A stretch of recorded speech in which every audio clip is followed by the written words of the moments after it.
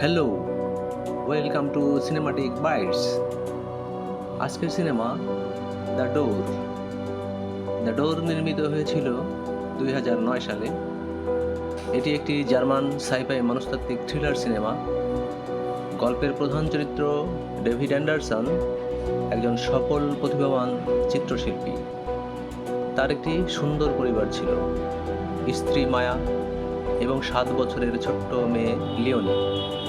কিন্তু একদিন প্রতিবেশীর সাথে অবৈধ শারীরিক সম্পর্কে লিপ্ত থাকার কারণে ডেভিড তার মেয়েকে একা ফেলে যান।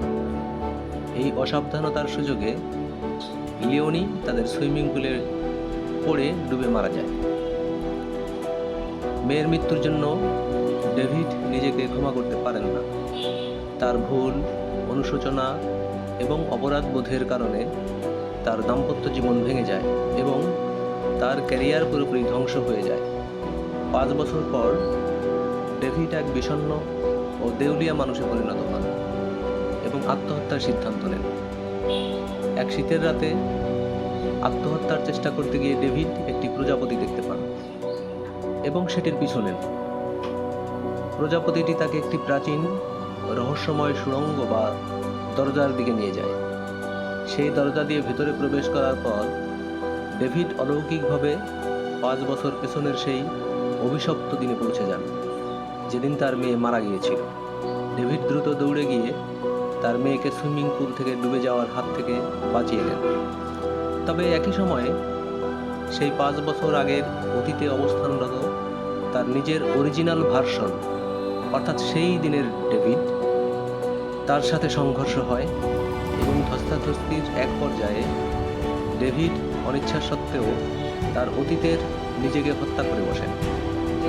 ডেভিড তখন সেই লাশের অস্তিত্ব লুকিয়ে ফেলে এবং নিজের পুরনো জীবনের জায়গায় এসে বাস করতে শুরু করেন। ডেভিড ভেবেছিলেন তিনি দ্বিতীয় সুযোগ পেয়েছেন এবং আবার একটি সুন্দর পরিবার পরিচালনা করবেন। কিন্তু ধীরে ধীরে তিনি এক ভয়াবহ সত্য আবিষ্কার করেন।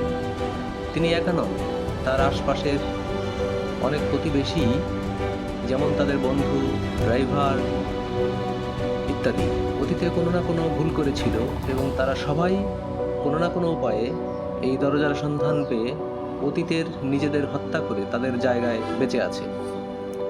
যখন অতীতে বেঁচে থাকা এই প্রতিস্থাপনকারী মানুষগুলো আবিষ্কার করে যে ডেভিডের আচরণ পরিবর্তন দেখে ডেভিডের মেয়ে ও স্ত্রী তাকে সন্দেহ করছে, তখন তারা ডেভিডের মেয়েকে মেরে ফেলার পরিকল্পনা করে যাতে রহস্য ফাঁস না হয়।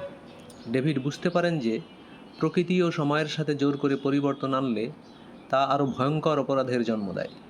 অবশেষে ডেভিড তার পরিবারকে রক্ষা করতে এবং প্রকৃতিকে তার স্বাভাবিক নিয়মে ফিরিয়ে দিতে এক কঠিন সিদ্ধান্ত নেন। দ্য ডোর সিনেমাটি কেবল একটি টাইম ট্রাভেল বা সাইফাই গল্প নয়, এটি মানুষের মনস্তত্ত্ব এবং দর্শনের বেশ কিছু গুরুত্বপূর্ণ দিক তুলে ধরে। মানুষ মাত্রই ভুল করে এবং অতীতে করা ভুলের জন্য অনুশোচনায় দগ্ধ হয়। তবে আমি যদি অতীতে গিয়ে ভুলটা শুধরে নিতে পারতাম, এই আকাঙ্ক্ষা যে কতটা ধ্বংসাত্মক হতে পারে তা সিনেমাটিতে দেখানো হয়েছে। জীবন তার নিজস্ব নিয়মে চলে। অতীতে ঘটে যাওয়া ট্র্যাজেডি বা দুঃখকে অস্বীকার করা কৃত্রিমভাবে তা ঠিক করতে গেলে বর্তমান আরও বেশি বিষাক্ত ও বিকৃত হয়ে যায়। ভুল বা ট্র্যাজেডিক মেনে নিয়ে সামনে এগিয়ে যাওয়াই একমাত্র সমাধান। সিনেমাটি দেখায় কীভাবে মানুষ নিজের ভুল ঢাকার জন্য বা দ্বিতীয় সুযোগের লোভে যে কোনো সীমা অতিক্রম করতে পারে, এমনকি অতীতে থাকা নিজের সত্তাকেও খুন করতে দ্বিধা করে না। একটি ভুল ঢাকতে গিয়ে মানুষকে আরও 10টি ভুল বা অপরাধের আশ্রয় নিতে হয়।